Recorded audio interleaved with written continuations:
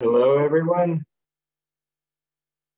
All right, we are very excited. We'll give you a minute. That was an amazing panel we just had. My name is Aaron Dworkin. I'm the CEO of the National Summer Learning Association. Have the honor of working with so many of you and Broderick. Phenomenal job moderating, but getting the chance to work with Broderick is a great honor, and our whole NSLA team, and so many of you and the amazing panelists. I just want to say I learned so much. It was great to hear from so many, from Varsity Tutors and Flying Classroom and Discovery and Amy from Rochester, and of course, Travis from ProSolve. We've heard a lot in the last day and a half from yesterday to today, and I think one thing we want to make sure that nobody forgets is that what Wallace Foundation, Ann Stone, shared with us is no one here is alone. We have a lot of work to do to reach our mission and our goal, but the U.S. Department of Education has coined the phrase of engaging every student. That is their big initiative that we're all part of.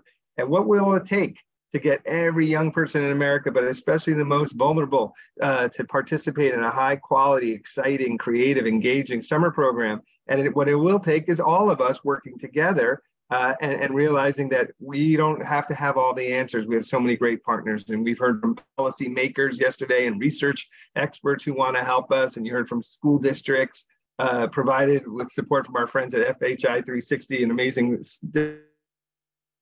districts and community youth serving government agencies. And now you heard from amazing curriculum content providers. And we're going to shift into staff training, because all of this ultimately comes down to relationships, and how great of an experience we could provide is so dependent on the staff that we have in these programs and the relationships they build with young people.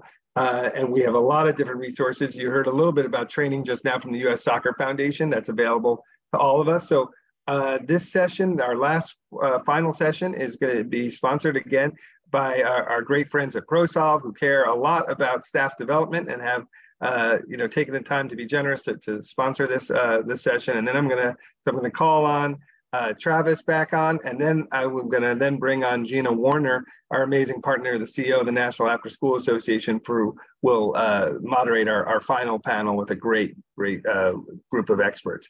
But Travis, I'd like to turn it over to you and to share a little bit more about ProSolve for those who want to understand more.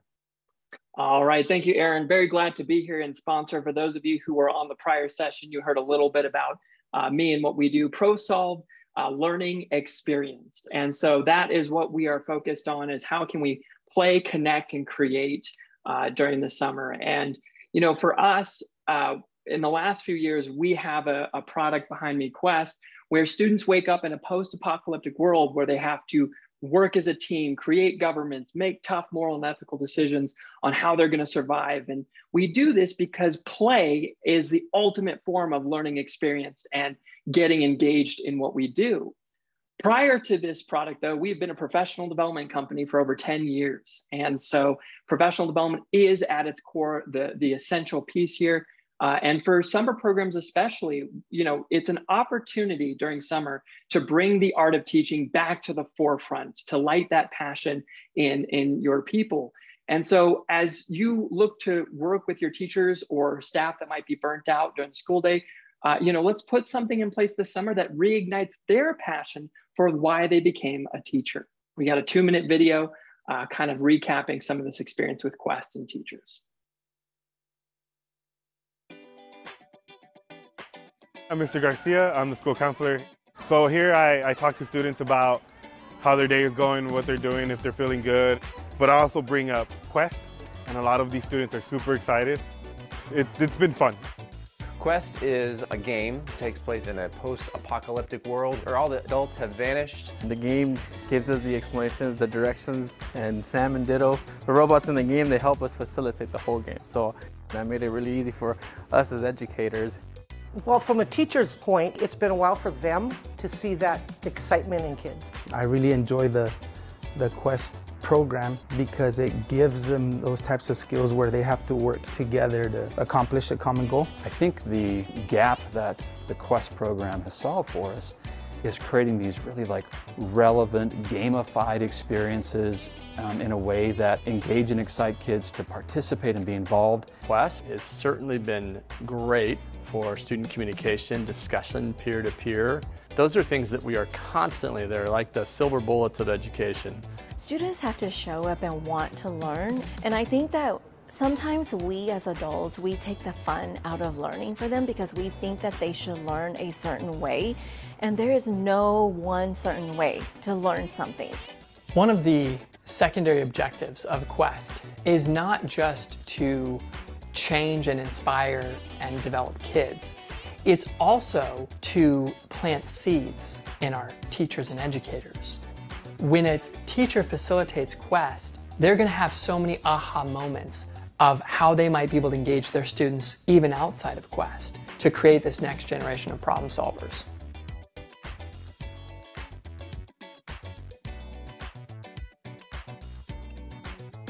So I'll just conclude by saying, you know, as you go into summer, if we want to create engaged students, how can we create engaged staff that love what they do and love being there for this summer? Thank you, Aaron. Thank you, Travis. Thank you, ProSolve. And you know, you're just a wonderful example of partners and resources we have out there. We also heard from on the panel, also from Discovery, and there's just so many amazing opportunities and resources we could leverage and tap into to share with our young people and our staff. And that brings us, and so thank you again, Travis, and for everything you're doing for so many. It gives me a great honor to welcome Gina Warner, who's been a longtime colleague, a national leader in our field of education and youth development, just coming off an amazing conference she just had for thousands of people in Florida, but really one of the leading champions for the youth development staff person, and is always thinking about how to help them and support them and champion them. And so we're very honored to have you, Gina, here. And you have a great panel of people who have a lot of creative ideas about how to staff and recruit and retain and train the best staff to work in our program. So I will turn it over to you, Gina. Yeah, thank you, Aaron. So it's so good to be here with all of you today. Really excited hearing about the Discover Summer program and the opportunity for parents to get their children in programs. But, you know, I think many of us who run programs were thinking, wow, okay, what about the staff for those, right? It's great that we all want more kids in programs, but where are we going to find the staff? How are we going to keep them on board all summer? How are we going to make sure they have the training that they need? So excited to bring this panel together this afternoon to talk about issues related to workforce. And I'm going to welcome my panelists one by one to introduce themselves, and then we're going to have some Q&A among the group. So first person I'm going to have introduce himself is Jack Callahan. So Jack, if you wouldn't mind telling us who you are and what you do. Hey, Gina, thanks so much. Good afternoon, y'all. My name is Jack Callahan. I'm the Senior National Director of Programs at Up to Us Sports. And in my role, I have one of the coolest jobs in the world, and that's really promoting the power that coaches have and getting people equipped with some skills and knowledge to be more effective coach mentors. Awesome. Thank you. And then Kate Cochran. Thank you, Gina. I'm Kate Cochran, and I'm Managing Director of the National Partnership for Student Success, which is a public-private partnership focused on getting more people into high-impact student support roles around the country. Thank you, Kate. Katari Coleman. Hi, everyone. I'm Katari Coleman, Project Director for the National Center on After School and Summer Enrichment, which is a training and technical assistance center out of the Office of Child Care, funded through ACF and the Department of Health and Human Services. Thank you, Katari. Dawn Hill.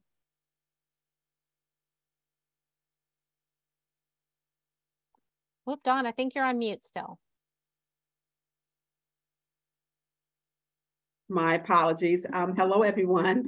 I'm Dawn Hill, and I manage youth programs and business partnerships for the City of Charlotte. I've been with the city for about 21 years, managing youth programs for about 17 of those years.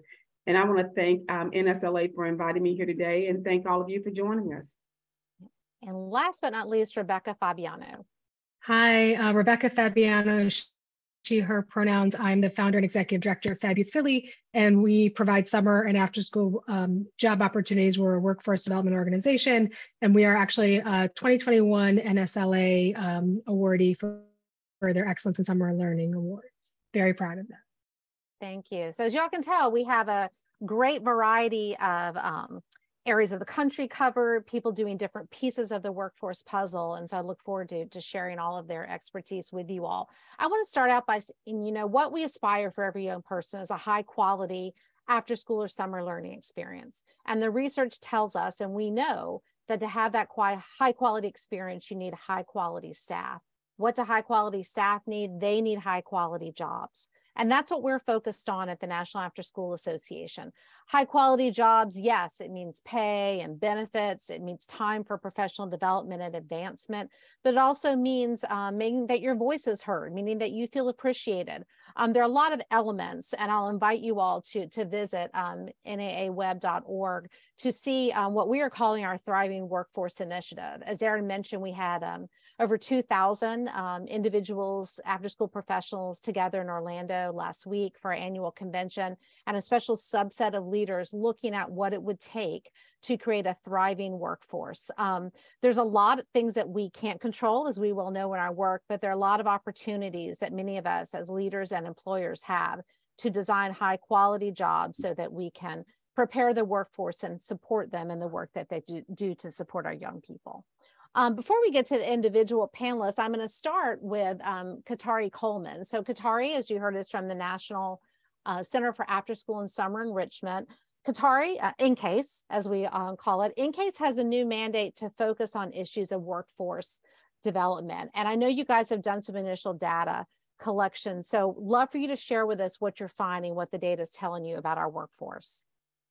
Okay, no problem. But after 7 years, you know, we were on a cooperative agreement, and now our contract, like you said, has a new task to perform some research related to the out of school time workforce. That's in process now, but through the past research and technical assistance, there are some things that we can share as like trends or big ideas. We know that now, prior to COVID and ongoing, that research shows a well-qualified and well-prepared workforce is key to quality programs and experiences in OST, which can happen by way of a progression of professional development through system-level support.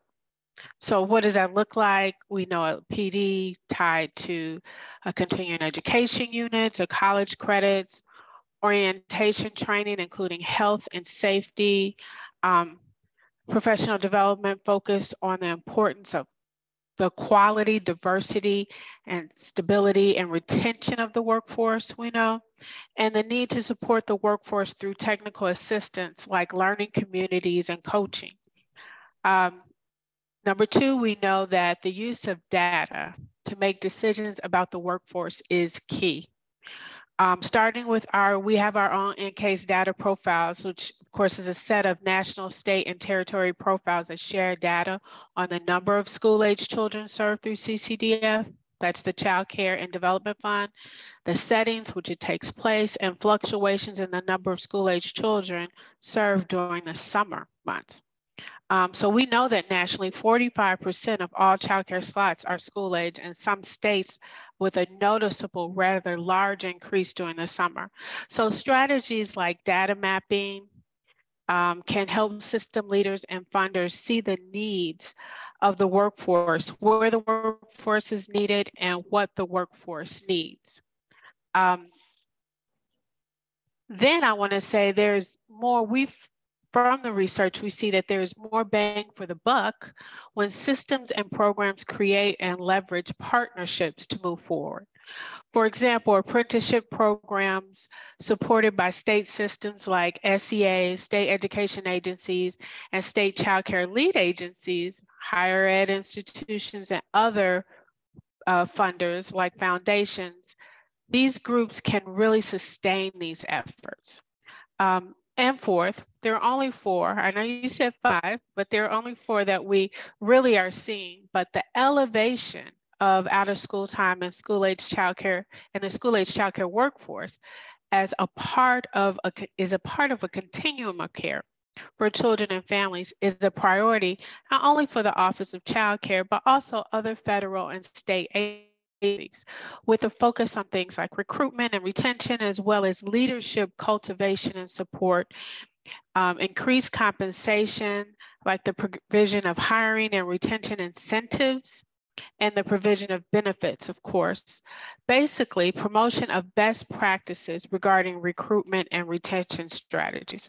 So basically what we're seeing, to sum it up, the uniqueness of the out of school time workforce presents opportunities as well as challenges, including recruiting and retaining well-trained staff and bringing together a multiple sectors to support these needs. We must leverage partnerships, build leadership capacity, strengthen school-age professional development, and importantly, very importantly, use data to make informed decisions to ensure equity.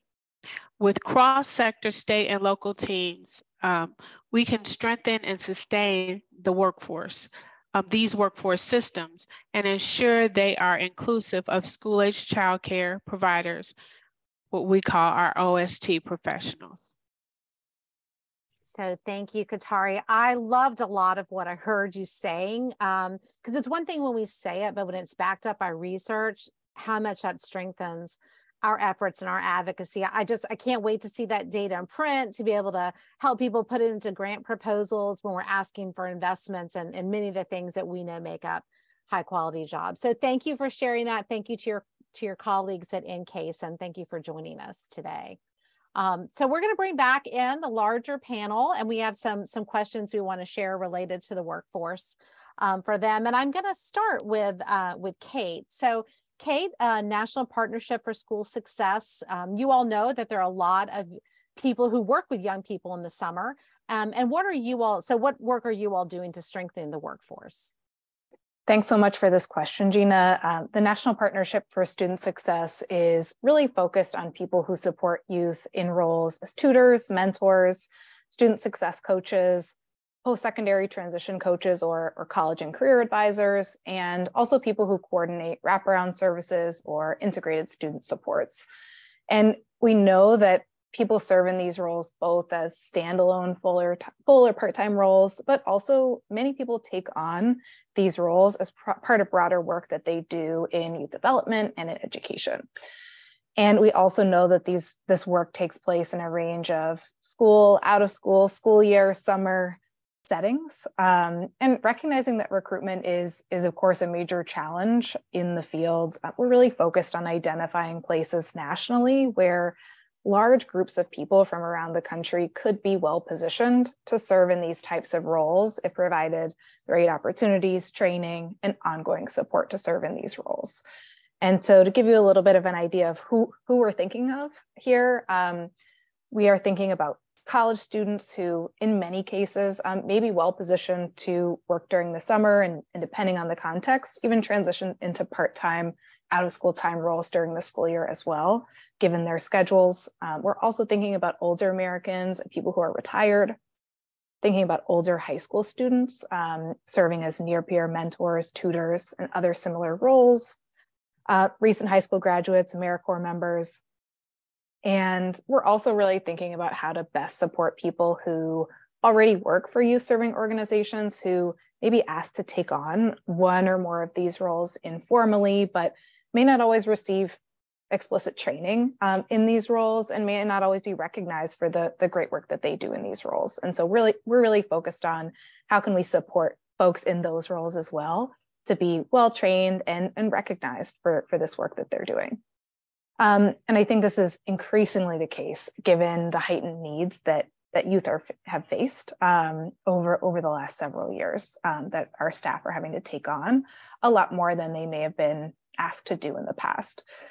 And so more specifically, we're working to amplify and support efforts to place more people in high impact roles supporting young people during both the school year and the summer. We've released a set of voluntary quality standards that are really building upon existing standards and definitions of quality across the field, really with the goal of moving the field toward a common definition of quality to integrate into existing and long-standing quality improvement processes. We're also providing technical assistance to state and local efforts in education, youth development, to expand existing programming or to improve existing programming, and also to remove barriers to a range of folks getting into these types of roles. And we're doing this through collaboration with our coalition of about 130 supporting champion organizations who work in a range of roles in education and youth development. Yeah. So thank you, Kate. I love to hear that about the diversity of people we might think of bringing into. I think sometimes we might think of college students and high school students, but thinking about older Americans or older in our community, I think definitely moments when we need to, what we're talking about at NAA, change the frame from problem to possibility. So I love to hear that and love to hear the supports that you all have. Jack, so you do work with coaches. Coaches are key players in summer programming and what's happening this summer. Tell us about your work and engaging and training and supporting youth coaches for youth. Yeah, thanks so much, Gina. And you're absolutely right. I think coaches definitely play a critical role in summer learning and summer program opportunities for youth. In addition to just being in positions where they can, as coaches, really make a meaningful difference in the lives of young people. And I'll talk about this specifically with our program model.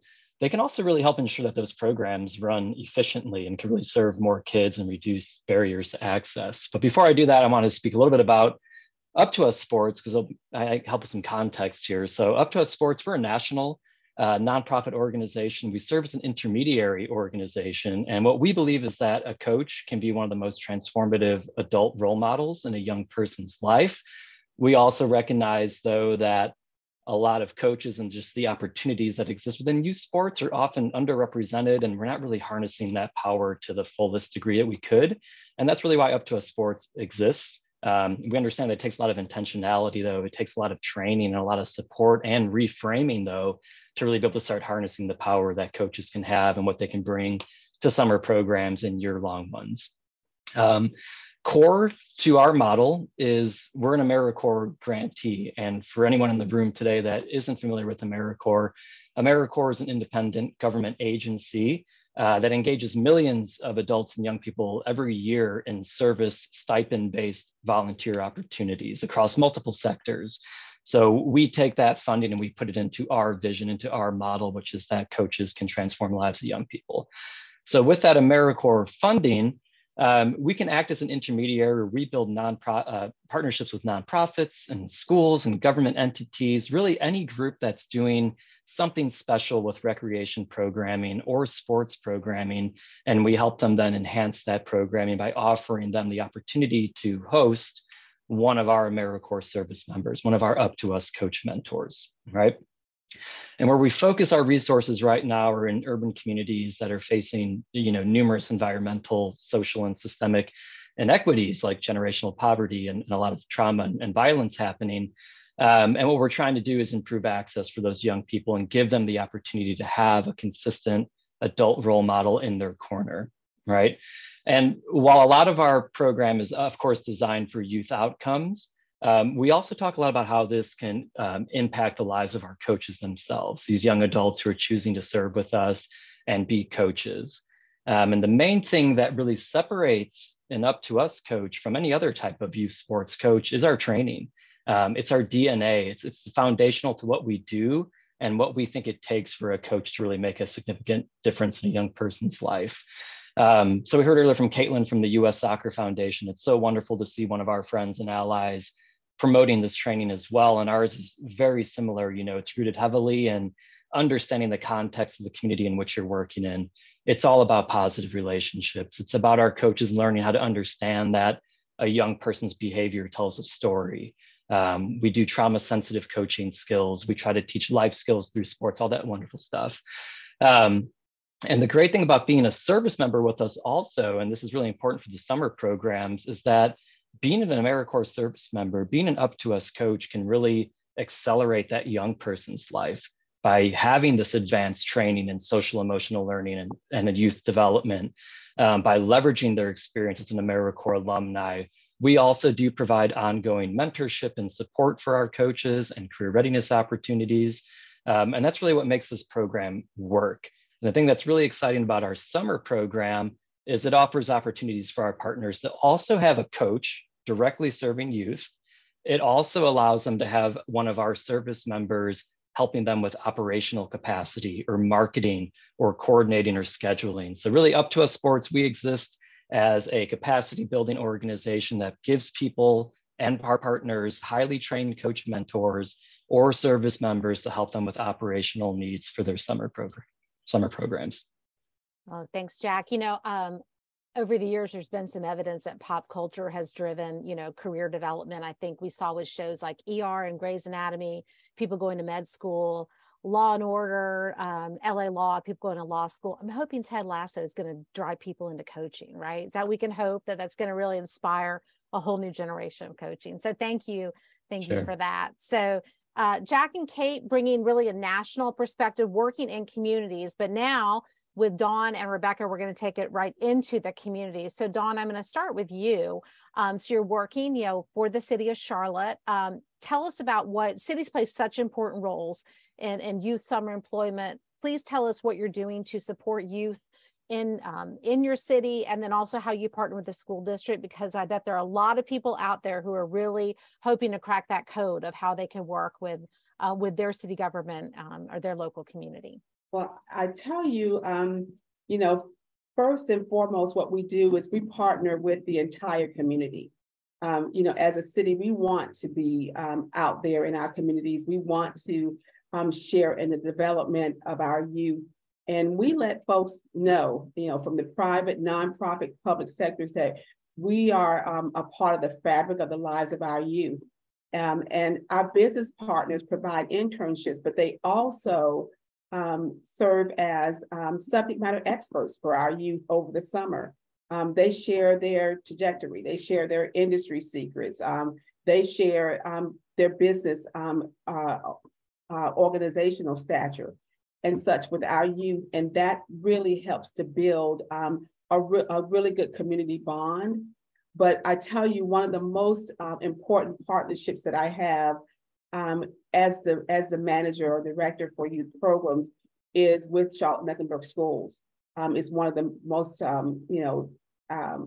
important relationships that we have in building these career opportunities for our youth. And the group that I partner with in Charlotte-Mecklenburg Schools is Career and Technical Education, or CTE. And we partner with them district-wide. So throughout our partnership, we've been able to support MIAP staffing needs for the summer for decades, using our CTE partnership. And this is how strong we are as a city. We partner with CTE, and for example, this year, they're providing us with 26 staff members who will serve as assistants to help monitor and mentor and guide, facilitate content, and collect data for upwards of 500 youth in the Mayor's Youth Employment Program. 2 of those staff members are going to serve as team supervisors, and 24 of them will serve as team leads. So, you know, these folks are paid by Charlotte-Mecklenburg Schools, CTE, but they work for the Mayor's Youth Employment Program for 8 weeks during the summer to assist our virtual and traditional internship programs.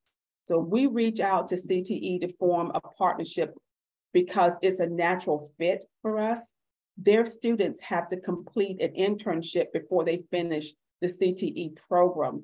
And of course, we need CTE to recommend students to come to us for internships. So it ends up being a win-win partnership, and not only for internships, but also for pre-apprenticeships during the summer. So CTE and the CDCs are under one umbrella in our school district, and they assist us with recruiting and training folks for the Mayor's Youth Employment Program.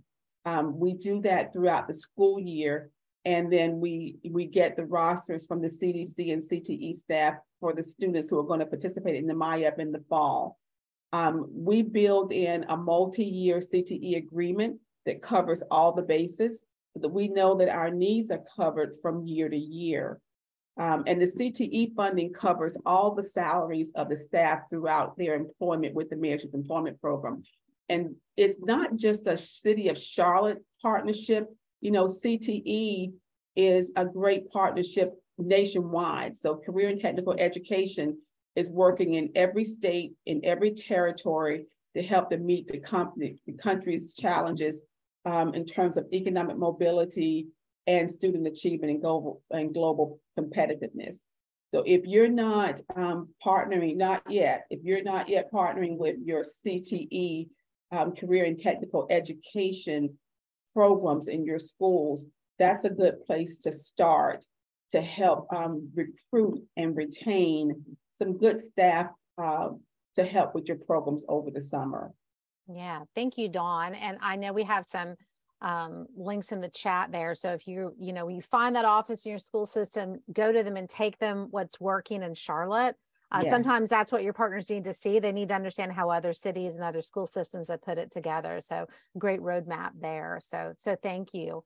And take it up a little bit further on the East Coast to Rebecca in Philadelphia. So Rebecca, FabU Philly, tell us about your approach to hiring and training the staff that you in your programs.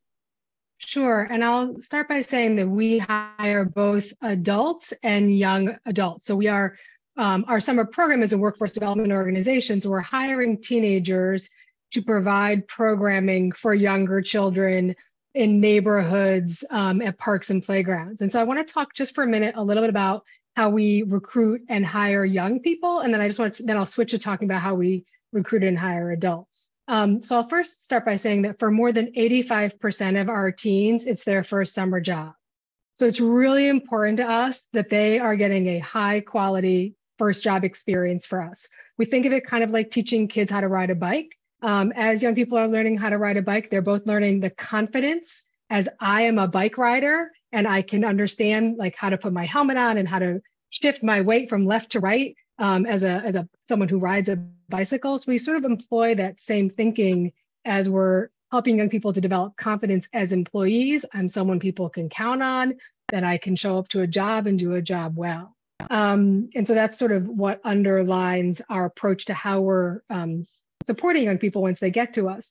But we found that for a lot of young people, they need some good hand-holding to get them through the front door. So we often host open houses where we go through the entire application process with young people, and we've partnered with other city organizations to help them get their vital documents. That's always a problem for young people, and we start talking about that and working with young people as early as January because we know it can take many weeks, and we know that those documents are often held by a caring adult in their family who don't want to let it go for fear of it never coming back. We've also been trained to provide working papers or work permits, so that also removes a barrier that we can handle internally. We found that without being a creepy adult, standing in front of the school building before school and after school is a great way to recruit young people. So we're constantly passing out flyers in front of the school at that 3 o'clock time slot, at that 7:45 in the morning time slot. My staff doesn't always love that time slot when they're assigned to it, but it always yields us some good relationship building opportunities with schools and young people. We try to make the application process as easy as possible. We use things like QR codes. We make our applications multilingual. Here in Philadelphia, that's primarily English and Spanish.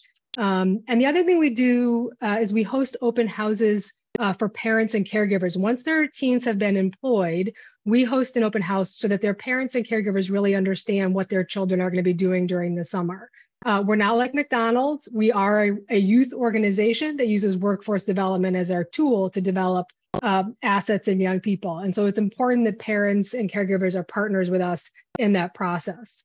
We also work in some very underserved and disinvested neighborhoods that experience high levels of drug use and homelessness. And so we want to provide a sense of safety for families when their teens are working in those neighborhoods. So I'm going to switch to talking a little bit about how we work with adults and provide a few tips. I had a funder in 2020 when it was really hard to recruit folks. And I was expressing some of my challenges. They said to me, can't you lower the expectations or lower the criteria? And I said, absolutely not. I refuse to do that. My young people deserve the most qualified, most trained individuals. And so we're not going to do that. We're just going to keep pushing through. 2020 and 2021 were very challenging years for us. We spent a lot of time and a lot of money recruiting. I'm happy to report, at least from my perspective, that it appears that we're almost at pre-pandemic levels of interest from applicants. So we're seeing 20 or 30 applications coming through a day, which is something we had not seen in 20 or 2021. But some of the things we did to help with our recruiting efforts include, I know a lot of folks provide bonuses or incentives to folks after they've been hired. We've provided bonuses to our current staff to help us find staff because we want great people like the folks we already work with. So those folks get a bonus if they bring someone in who sticks with us. We also found that flyers were a very useful tool, both for young people and adults in recruitment. So we've gone back to old school flyers at the laundromat, at the we call them poppy stores, bodegas, corner stores in the neighborhood, coffee shops. And we also found when we listed, and we did this for teens too, not just that you're making $15 an hour, but that you could make $3,600 for the summer or for $3,600 for 5 weeks of employment. That was a different way for people to think about how they wanted to spend their time and how much money they were going to earn. We also send flyers and all kinds of social media posts to our elected officials and ask them to put up flyers in their when they're meeting with constituents and putting that on their social media. We have not done this yet, but we're going to try it this summer. We're going to partner with some local restaurants. And when they do delivery, have them put a postcard in their takeout order or to-go order. So here's a little flyer that says what we're doing and who we're looking to recruit. We do pay for clearances. So we find it's a small token that helps folks who are going to work beyond the 6 weeks with us and they want to continue on in this field to have their clearances ready to go in September is a small gesture, but goes a long way. So put that in your job description.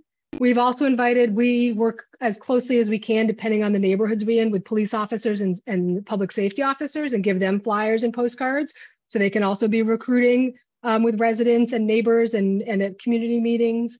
And the last thing I'll say that we do in terms of recruiting is that we've also reached out to sororities and fraternities. So whether it's academics, or non-academic fraternities and sororities. Once we get folks on board, we work really hard to deepen and expand their networks. We're constantly connecting them with partners.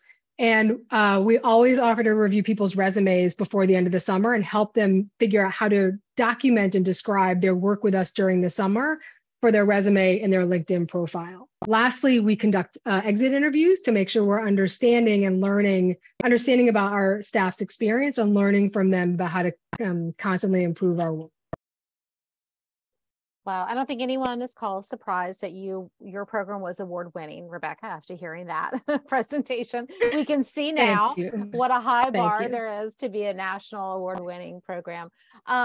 What great practical information. I love the idea of reframing the financial piece, right? Because that is the reality we are in our field. Our competition is fast, for often for some of the employees who want to hire during the summer, higher paying fast food industry and all that. And less we talk, I love the idea of like not talking about this much an hour, but this much for the duration of your service. And I think that begins to imbue, I guess, our people with these feelings of professionalism, because that's what we want them to have from their very earliest moment, as a teenager, being in programs and working in programs to understand this field as a profession. So thank you for that. So I'm watching our time, and we also have opened it up. I'll tell the people who are on the call that we are going to have some time at the end for some questions if you have it for the panel. But building on just some of the really practical advice that Rebecca just gave, I want to go around again and ask everyone to share one tip for our group as programs and people on the call are thinking about summer programs. So I'm going to start again with you, Kate. So what's the tip that you have to offer to everyone? Thanks, Gina. Really, my tip is that there's no one solution to the range of challenges that we're collectively working to address. There's no one solution to getting the right staff for every community around the country. And my advice is to think creatively about who in your community might be able to support this work, who you haven't engaged yet. I really love Dawn's suggestion of partnering with CTE programs at a local district. I think there are many others in this work. I often find that there are a lot of different people doing good work in a given city, state, et cetera, but don't always have the space and place to collaborate. So think creatively about who might be working towards shared goals in your community and see if they might be willing to partner. Yeah, absolutely. There's no reason, that we have to take any of this. And I loved, I I think sometimes, again, shifting our mind frame, when Dawn was talking about, I think, back from my days working in the city, sometimes it felt intimidating to go to elected officials. But as Dawn reminded us, like, they want young people to have safe and engaging summers. They're as committed to this as we are. So, taking that mindset into it. Jack, what's a tip you want to share with everyone? Yeah, I echo so much of what Kate said and really appreciate that perspective, but to also maybe do an annual audit of your materials and even your vision for summer programming, and make sure that you're being really clear about how these opportunities will serve the folks you're trying to recruit to hold these important positions anyway. So I love Rebecca's, we don't do this end of year thing, like we'll give it up front. Like that's huge for recruitment. So that clarity of vision and making sure that everyone who might be involved knows how this opportunity can serve all parties, the youth, the people being recruited to serve, the organization, all that.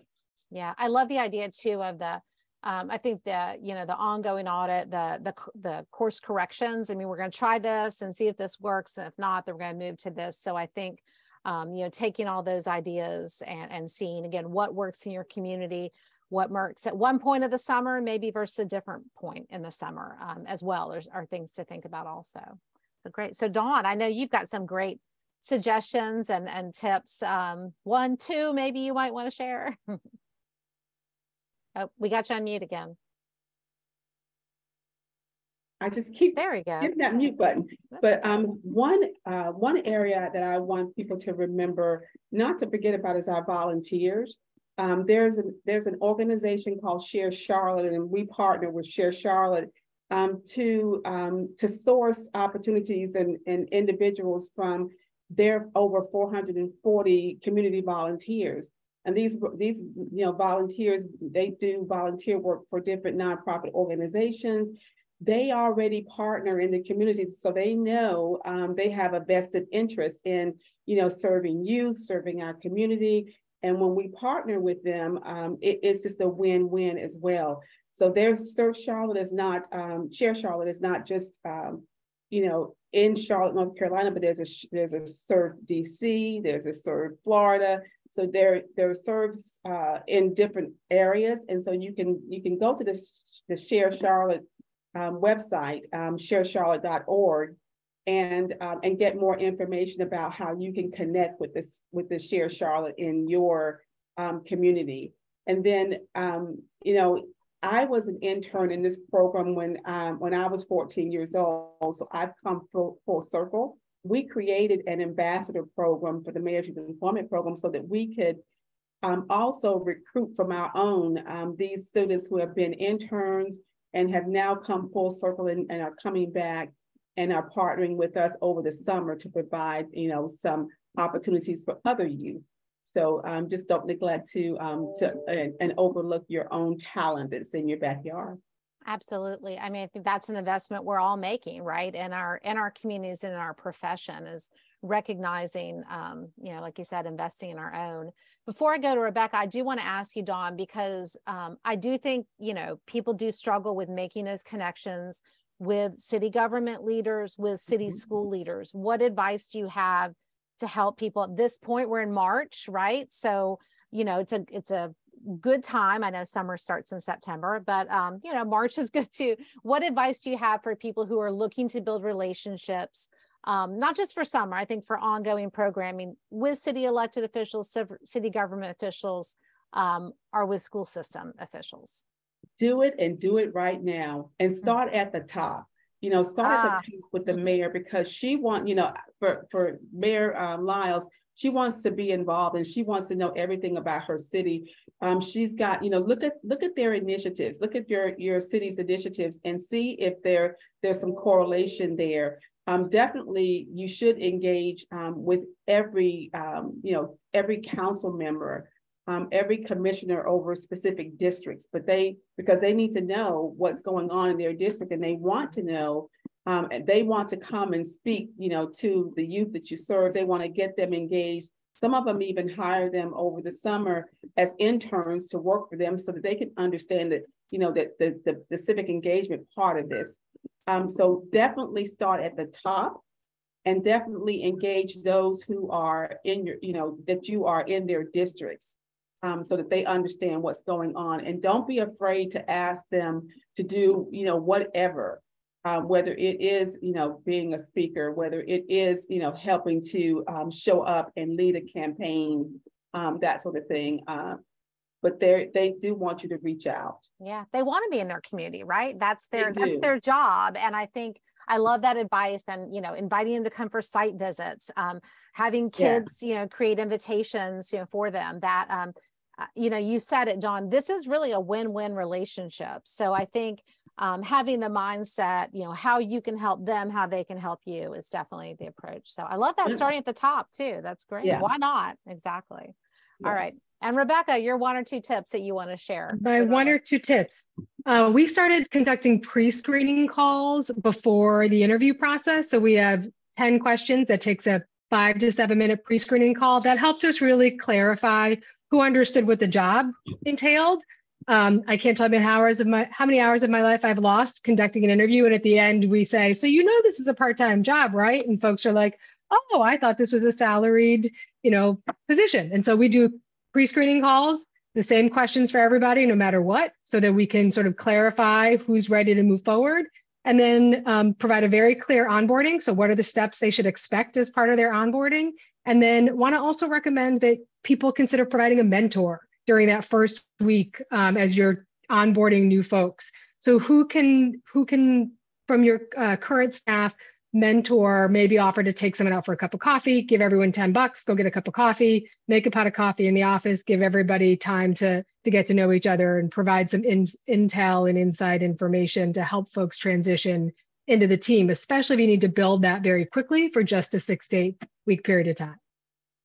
So Hayden Merkel in chat, and so reading my mind, people would love to see those questions, Rebecca, right? I mean, how long have you interviewed people only to find out, you're going to be working with children every day, and that might be a surprise to them in the summer. So if you're able to share those either here in the chat or send them around later, I know a lot of people would appreciate that. And I think we're all really curious to hear about, how it goes with your different recruitment strategies. I mean, I love the idea of incentivizing your current staff to help you find more staff. I think that's, such a great model. And okay, Rebecca's going to send those questions around after everyone who's asking. So great news. So I think, that compared with, your community, you mentioned police officers, I'm sure pastors and other, I love the idea of I love to hear we're going back to old school and flyers. I think that's, the great visual is something that we can all identify with, and that's especially effective in communities. So that's wonderful. So a plethora of wonderful ideas that you all shared. I want to thank you all. I'm sure everyone on this call is going to come away with really practical strategies that they can employ, really great places that they can go for resources. So again, Kate, Jack, Dawn, Rebecca, and of course, Katari, thank you for sharing your expertise and your knowledge. And I'm going to turn it back over to Aaron. Wow, thank you, Gina and Jack, Rebecca and Kate and Dawn. That was so inspiring and so informative and so practical and pragmatic and helpful. I think one of the most inspiring parts of the job we have at NSLA is getting to meet all the hundreds of thousands of adults, if not more, who care about helping young people. And that you find them in all different corners of our community and all different walks. And I think one thing we all know, and I think came from this conversation, is so many people want to do good by kids, for young people, but they don't always know how, and they don't always know how to plug in. And so we have so many great resources, whether it's AmeriCorps and the coaches Jack was talking about from Up to Us, who can help staff your program, or the summer youth employment young people that are getting trained that could be paid to work in your summer program like Dawn's working with, or the mentors and volunteers that are coming from all different communities and different industries that Kate is working with to get, and tutors too, so mentors, volunteers, tutors, and then Rebecca sharing so much about some of the great strategies. So I just think we have a lot of people. We probably almost have enough people in this country to serve all the young people who need great staff and great programs. It becomes a tactical, logistical challenge, and really creative programs have creative staffing models. And I think Rebecca is modeling that. And I just think that all of us can learn from that, and we don't have to feel so overwhelmed and alone when you know that there are other people and other models and experts and programs to tap into. So one of the ways to follow up from here, now we're coming to the end here of our two days, 2 hours each day. Thank you to everybody, but I just want to close out by saying we have these ongoing professional learning communities, peer learning communities. Dawn Hill is leading one for leaders of summer youth employment and internship programs. It's on our website. I hope you will join it. We also know that, and here's a long list of all the different ones we have and some of the next meetings that we have. So find what your niche is, find your topic, send your staff, and they could have support like this and conversations like this all year round, and then in person again at our conference. NCASE, who you heard from, Qatari, they are doing their own peer learning community of practice just for the next 3 months that they're going to be hosting, and we're going to be supporting in April, May, and June. So we'll pass out information on that. So there's a way for all of us to stay connected. You've heard a lot of great resources. We're going to be sending out these recordings with all the links and all the resources. It'll be on our newsletter, be on our website, but we will definitely share it out that you could keep sending out. And then again, some of the great things you heard about opportunities. We're getting, summer is coming. Make sure your program is easy to find for families and parents. Please enter the discoversummer.org portal website, upload your program, or if you have multiple programs, get them up in there. And then we're going to put a few $1 million advertising campaign against it to try and make sure people find it and can find you. And then once the program's happening, Summer Learning Week, July 10th through 14th, across America, lift up what you're doing, raise awareness for why it matters and why people should invest in you and support you, for politicians and funders and media and partners. So do an event to celebrate. We have examples of that. We'll be sending out resources. There can be events all across the country, including in Washington, D.C. with the U.S. Department of Education. And then we will have the chance to reflect and learn and celebrate what we all do this summer in October at our national conference back in Washington, D.C. It's our Summer Learning Summit. It's our 30th anniversary. But before we get there to celebrate, we have the chance right now to kind of do what we want to do, make these transformative summers happen for so many young people. Memorable summer that everyone will remember, that could change the trajectory of their lives. That's within our power. That's very real. You have a lot of people who want to help you. To answer 2 questions that I would pose to you: how do you make your program larger this year, possibly serve more students, reach more students in 2023 than you did in 2022? If you're looking for ways to do it, how can we help you? Come call at NSLA. We'll do our best. And then the second question around quality of programs. We tried to give you a lot of resources and ideas from all the people you heard from today and yesterday. But how do you make the program? And in a lot of cases, our programs are free of charge or they're low cost, but doesn't mean that they're not high quality. And the question is, how do we make our programs as high quality that anyone would pay as much to be in our programs as any other program? Because the young people and the families we're serving, the communities and schools we're serving, they deserve. And you have one question for yourself: are you running a program that is so wonderful that you yourself would be willing to pay money for your own children to be in? And if we hold that kind of standard for ourselves, and we look at all children in America as our children, we are going to make sure that they all get the experiences they deserve. You're not alone. We're all in this together. We're helping our country. We're helping the future of our country. And NSLA and all the partners you heard about today and yesterday can't wait to help you. So please reach out, stay connected, and we're going to do this together. Thank you, everyone, for taking time to be with us the last 2 days. We look forward to being in touch. Quick closing poll, please, before you log off, please answer these quick questions so we can learn and get better for future years.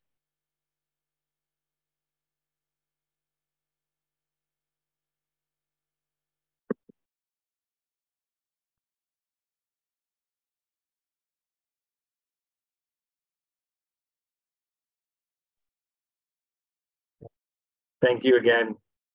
Thank you to all our partners, all our sponsors. We appreciate everyone. Thank you so much.